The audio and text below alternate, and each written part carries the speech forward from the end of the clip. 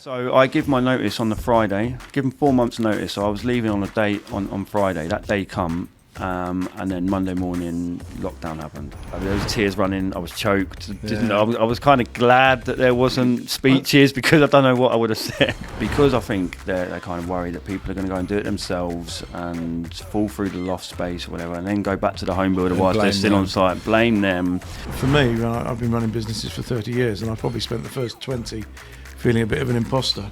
But they've got a business. What's your message to them? This episode of All Things Business, the podcast, is brought to you by our digital media partner, DFA Law. DFA Law, providers of expert and dedicated legal advice to businesses and families since 1838. DFA Law, the law firm for life.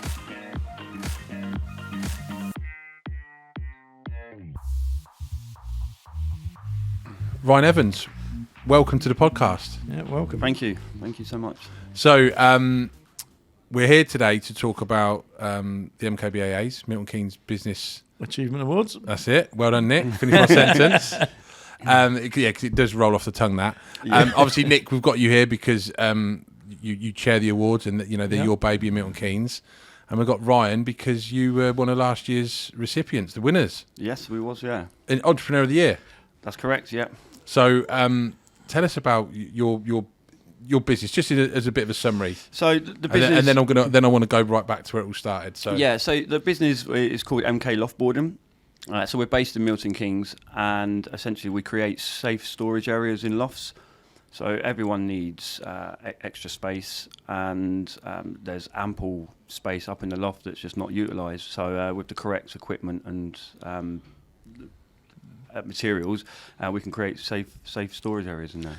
When you and I first spoke, I remember I don't know why I was visualising it as you were talking, but it's almost like, and you're always envious of that person that's got the cat flap in the ceiling that comes down, then a ladder, and it's not a ladder that creaks, it's like a proper ladder. Then you get up, and then all of a sudden they've got like a games room where they've got some wicked storage up there, and that's basically what you guys do, isn't it? It is, yes, yeah. So as well as what you just said with a great ladder and that, but as soon as you go up, we put in mains lights and that, so flick of a switch and then it all lights up, and it really opens up the space as well. I want to hear about some of the wicked projects that you've done, but before we go into that, take us back to where it started. How did life begin for you? Was it Milton Keynes that you were born at? Yeah, Milton Keynes. So I was born in Milton Keynes. Went to school at Stantonbury. I left there in 2004. And I sort of had no direction of what I wanted to do. Was sort of working in different warehouses, agencies, and then I decided to join the army. So in 2008, I joined the infantry, the Rifles Regiment, and spent 5.5 years in the British Army. Wow! And well, actually, last year you were a finalist at the Soldiering Honour Awards, weren't you? I was, yes, yeah, this year. So that was in October. Yeah. Where did you serve? So I served in Afghanistan Did you? in theatre, and then we had training exercises all over the world, like Kenya, Canada, India, Falklands. Wow. Well, I always say it whenever I meet a serviceman or woman, thank you for your service. I didn't realise that you served that in Afghanistan. You. So you left the army. Yeah. And then what happened then? What was the next chapter for you? When I left the army, I went to work at Anglian Water. So I joined there as a water technician, worked for 3 years as a technician, and then joined a new department that was called the restoration team. So that was essentially being like a fastball team. So a lot of the time we would be sitting around like Monday to Friday doing like nothing. It was like when an emergency comes up. A bit like those guys on the M6 or the M1.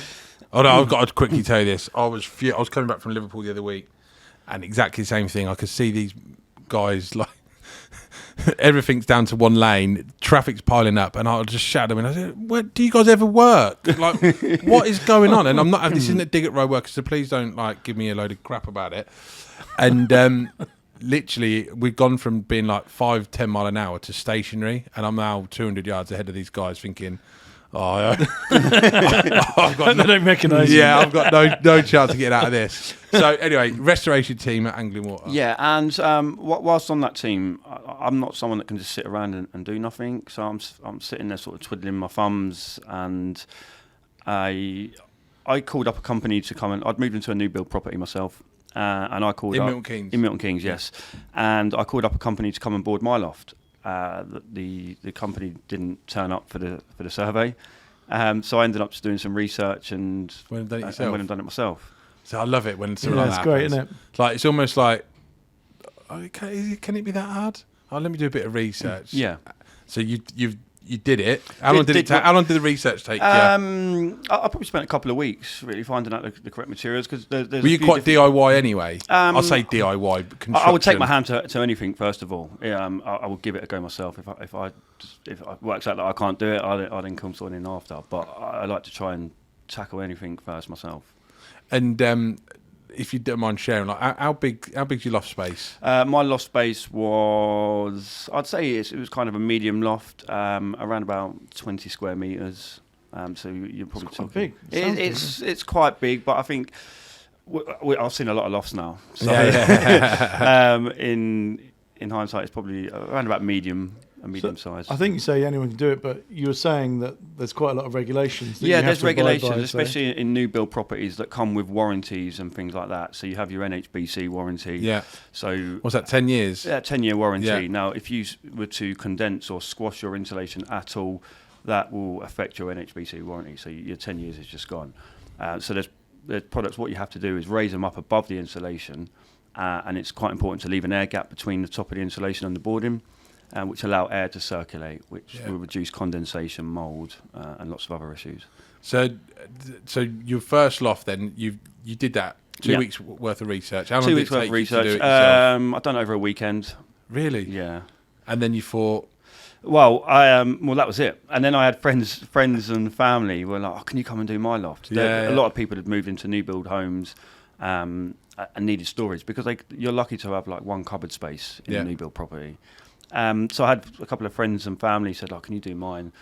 And at that point, I thought, right, I'll do it for nothing, as long as I can get photos and document it. And So were create a you already portfolio. thinking there's potentially a business in this? At that point, or- Yeah, as soon Yeah. as 2 or 3 people had asked me, I was like, okay, well, straight from there, and I was like, I won't charge you for it. because I must say, Nick, knowing the Northamptonshire and Milton Keynes business community like I do, I don't know anybody that does loft boarding apart from you. Well, Like I was you- just saying, I think there's when you Google it in Milton Keynes, because I was doing some research online, there's now quite a few copycats. There is, You yeah. were saying, Yeah. But I think you were the first, or one of Yeah, the well, first. certainly one of Ryan, the first. always in be the Milton Keynes. shepherd, never be a sheep. Yeah, we were certainly one of the first in Milton Keynes. Yes. Yeah. I mean, there's no other companies in Milton Keynes, but there's certainly like handymen and things like that will go up and do it. Okay, so what was the moment when you said, actually, this is my future now? This is Well, so this is I going to be my career. I done I done sort of friends and family. I think I've done about 3 or 4, and then I think that's when the penny dropped, and I thought, okay, let me advertise this to neighbours and people on my estate, because I'd seen other people asking about the service as well. So I was still working at Anglian Water at this point, and I thought if I could like go and do some surveys in the evenings and then carry out the work at weekends. Yeah, build it. So built a Facebook page and just started advertising from there.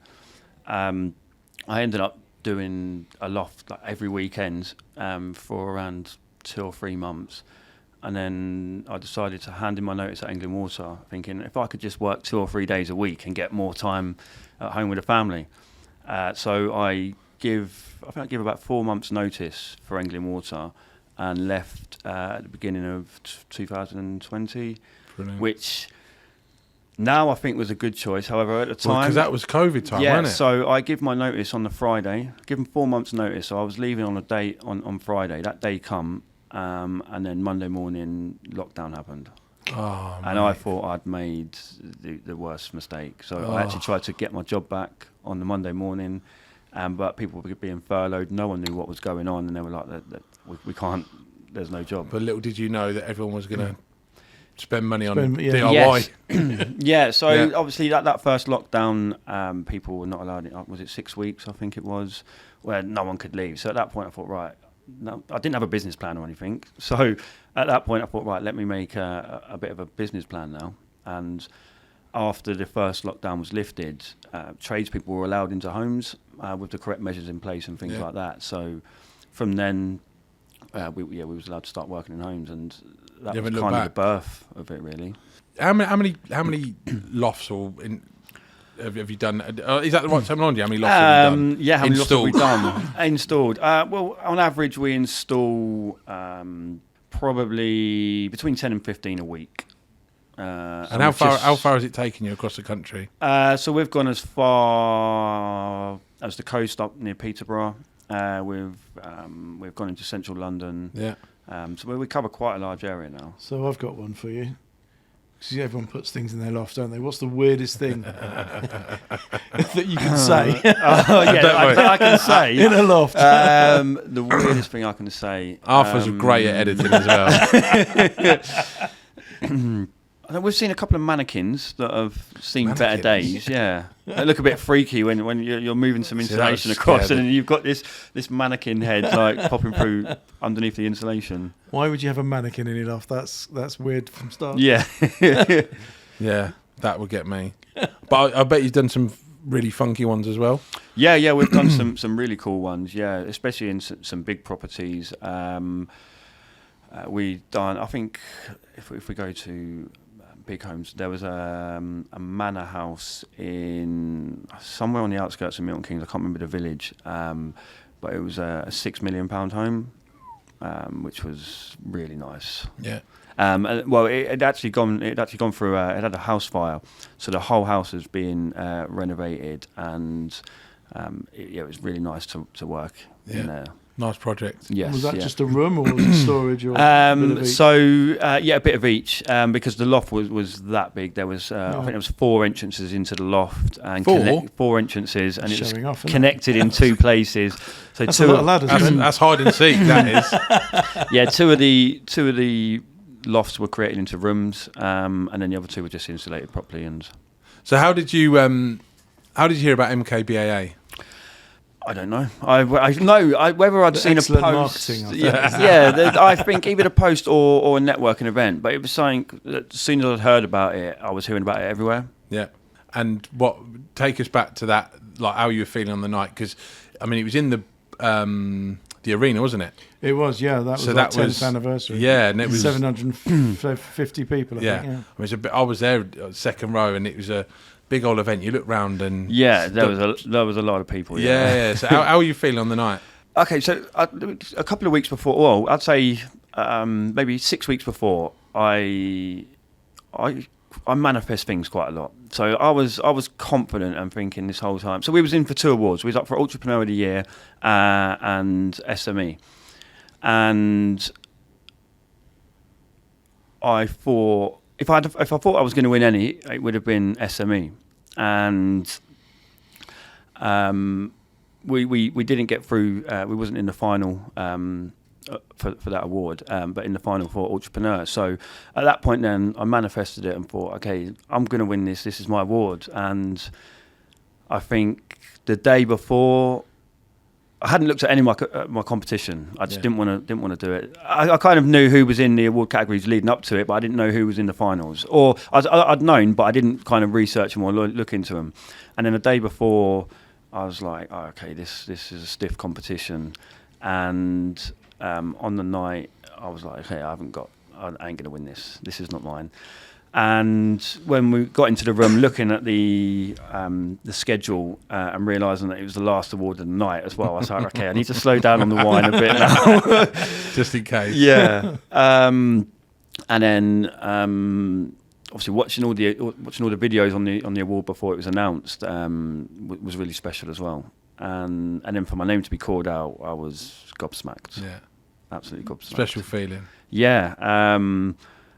I think there was tears running. I was choked. I was kind of glad that there wasn't speeches because I don't know what I would have said. Did I remember you got a lot of family with you and the lads with you? Well, I had my whole team with me. Yeah. Yeah, we had a whole table there of all of our team. Yeah. And Nick, from your perspective, obviously hearing things like that, that's why the awards exist. Exactly. It's entrepreneur, as well as I do. It's not just some massive business. And by the way, MK Loft Boarding has become a pretty decent sized business, hasn't it? But you hear that story and you think that's entrepreneurialism, and that's what we're there to try and encourage. And exactly that. And I think you don't mind me saying that you're doing some work with another one of our winners. Yeah. Is it okay to? Yeah, go for it. Yeah. So Tell us about around about 2 years ago, I'd met someone, and we started working on a project to bring a new product to market. So I'd met a business.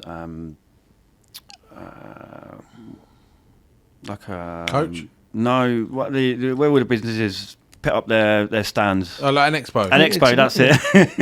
I met him at an expo, and we got talking. We started working together, and we'd both entered awards for the MKBAA, and we started talking a little bit about that. We was working together in sort of the write-ups through the different stages of the awards and the process, and his award, I think, was one of the first on the night, and he won, which was for who was it? innovation. What was his name? So it's Ben from Inond. Oh yeah. Okay. and then for us to win one as well, and brilliant.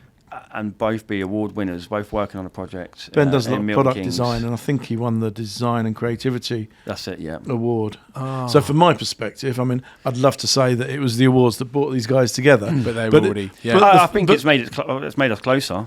Yeah. But the fact that the judges, the independent judging panel, and they picked both these guys out who happened to be working together as well as winners, it gives you belief in that the judging system works well. Definitely. So what are you doing together now? I'm guessing, is he helping you to? Is he building a product or with you, specifically for the loft boarding industry? Yes, yeah, for the loft boarding industry, yeah. So we're kind of 18 months into the project now. We've had prototypes made.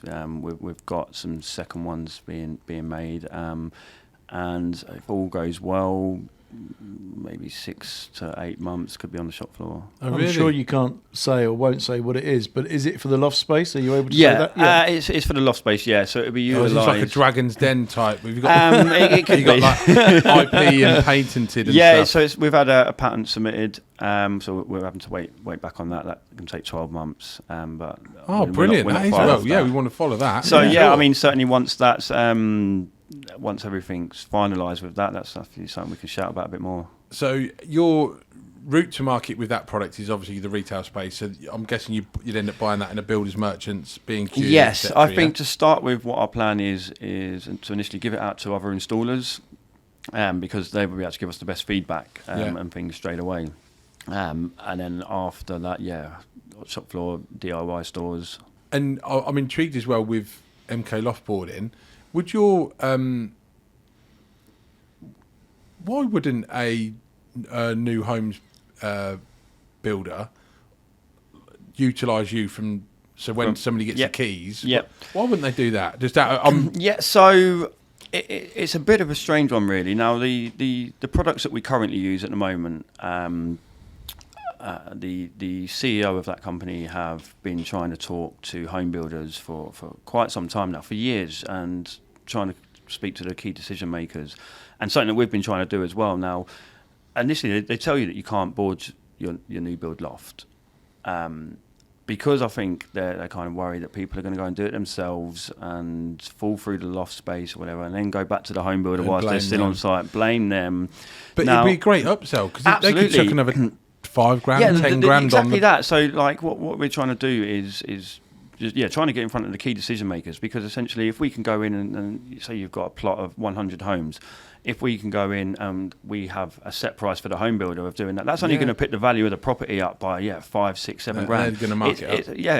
If I was going to look at a home and I'm looking at 4 homes all identical, but one's got the loft boarded and you've got ample space, I'm going to choose that one. Yeah. Now, what we're finding with customers at the moment as well is everyone wants us in as the first tradespeople, because if that loft's boarded, then half of their stuff is just going straight up into It's the loft things anyway. like the Christmas decks or Yeah. your winter clothes. Or, Yes. Yeah. So if that's Or done, your mannequins. yeah. Yeah. So we find that's the first thing they want done. So when people are moving, the last thing they want is all the boxes that they're not going to utilise straight away, just stored in a room or something. If that can be put out of the way and dealt with at a later date. Yeah, interesting. Things like that, you think that's a real quick. We're certainly So getting... any CEO of house builders that are watching this, like, get in touch with Ryan and tell him why. Yeah, we're certainly we're having some work with, say, the smaller home developers. Yeah. Some of the real small ones, the more bespoke ones, they're getting us in because they can see the benefit, and I guess there's less people, there's less tier of management, so it's easier to speak to someone higher up. Can I ask, since you've won the award, how's it elevated the business and propelled you? Really well is a good answer. Yeah, very well. Yes, give me the honest answer. So, I think it's certainly me as a person has given me a lot more of that entrepreneurial spirit and mindset, which is kind of, I think, elevated me pursuing this product development for one. Two, attending a lot more networking events and actually speaking and being more in the sort of business environment around Milton Keynes, and just getting a lot more exposure, which is great. And then talking to other directors of companies as well, and being able to work with each other in that is... For me, I've been running businesses for 30 years, and I've probably spent the first 20 feeling a bit of an imposter. Do you feel as though it's given you some confidence? Or Yes, lots of confidence, absolutely. Like when we entered the awards, we entered the SME, and I'm looking, and you could enter too. So I was like, okay, let's just, why not? Like never thought I'd win that. Didn't think I was an entrepreneur. I guess that's maybe what a lot of business owners kind of never. It's sometimes difficult to give yourself a pat on the back and to look back and think what you've done. But certainly to win that award lets me recognise it a lot more. Yeah, I want to take you back to when you say you manifest a lot of things. Do you have a vision board? Yes, yeah. Do you? Yeah. Do you mind sharing what's on your vision board for next year? You don't have to, because I know there can be very personal things, so you don't have to. But I've spoken about vision boards before on the podcast, and I have one. And I encourage, when we do reviews and stuff with the team here, I don't know how many of them do. I think one or two have, but I encourage team members to do it. I'm a big believer in vision board and writing things down as well. Now, there's one of the things that I kind of live by as well is basically not sharing that vision board really. Okay. Because the more you talk about it and everything, like I like to keep it personal until I've done it. When I've done it, so I'll tell you something that was on my vision board for a few years. One of the first units that we obtained, there was a company next to us, and the owner of that company had BMW M4 in a colour that I wanted, a blue one, and I was like, okay, that was on my vision board. That was 3 years ago. And you got two of them now? No, not two. No, but sends the lads out in them. Yeah, well, if you put the roof down, you can get some more stuff in there. But so that was something I was working towards, and I picked one up last year. Brilliant, well done. Great. I love hearing stuff like that, because I think it's. How often do we hear, where's the year gone? It's been so quick. But then also on reflection, when you jot down what's happened, not even each week, even just if there was one highlight each month, and you go, bloody hell, we've done all that this year. And you and the lads, as you say, your guy, your team, you're leading them, and it's that impact that you've had on them and their businesses. Their professional development, but then also their families. I have that not burden, but I always think we've got a responsibility here with our people, and it's not just them, but it's their families that they're going home to each night as well. Absolutely. So just on your team, how big's the team now? So there's 11 of us at the moment. And where do you think you'll be by the end of 2025?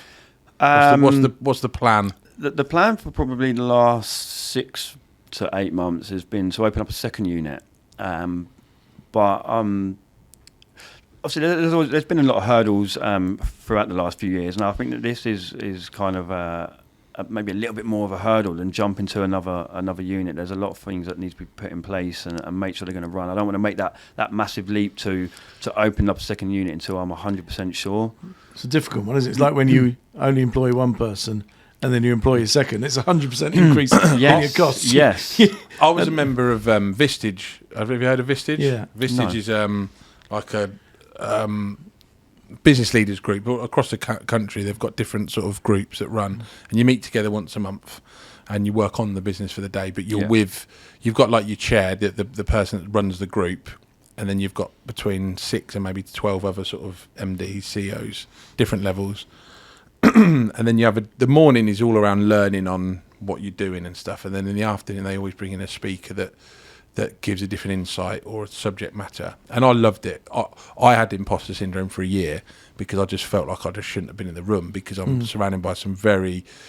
I loved the group that I was in because I could pick stuff up from them. But they... why am I telling you this? What were we talking about before that? I'll tell you about Visage because it was working on the business, and they would then, it was about that, not just the manifestation, but having that vision board and having those targets. About scaling up. Yeah, and scaling up, because yes, it's about having that vision board and that focus around where you want to be. And it's different for corporates because they need to have 5-year business plans. But as SMEs, let's have a 2-year business plan and break it down into 6 months and see if we can achieve it. But the one thing that was abundantly clear in that room, and they all employed hundreds of people, was the biggest challenges for an SME was typically getting to 10 employees and then go from 10 to 24. And then once you got to 24, basically you should have the right systems in place that you can then scale up accordingly. And that's always sort of stuck with me because, like you say, when you go from 1 to 2, you've doubled your costs, and 2 to 4, you've doubled them again. And then all of a sudden, you're responsible for 10 people, and 15 people. Yeah, exactly. And so it's a big big weight to carry on those shoulders. Absolutely. But what is there anything that you would say what's the biggest challenge that you think is going to face you this year? I think the competition. Yeah, there's a lot more competition out there now. And something we're finding is that the further north that we go, obviously the cheaper that other companies can do it. The overheads and the rent and labour and everything is cheaper the further north you go. So that's definitely something that we're going to be up against. Okay. But going down south isn't so bad. The prices kind of stay where they are. So we're the further you go, the more your costs are, presumably. Absolutely, yeah, that as well, which is one of the reasons why. So at the moment we all operate. At the moment we have 4 install teams, and we operate from Milton Keynes. So some of these journeys, especially in traffic, can end up being an hour and 45 in the morning before you've even started the job. Yeah. And so if we can open up a depot closer, then with that half an hour journey, or people operating from that base, it'll bring down the operation costs a lot more. In terms of growing the business in your marketing, how are you? Do you have new business people, or do you still on Facebook, or what's your route to market? Route to market at the moment is Facebook is primarily the number one, or social media. So Facebook and Instagram, we spend a lot on paid advertising through social media. We do Google as well. We kind of turned that down a little bit last year, but we're looking to sort of set that up again properly just after the new year. This is our busiest time of the year, Christmas time. Yeah. Or say from October through to sort of February, March. This is a time when people start venturing into their lofts a lot more to get out Christmas decorations, swap their winter clothes over or get them out. So at the moment we're really busy. So I think after the new year we'll start to turn Google back on. We have a lot of recommendations from people. I think we've kind of made a bit of a name for ourselves in Milton Keynes. I think our brand gets around quite a bit.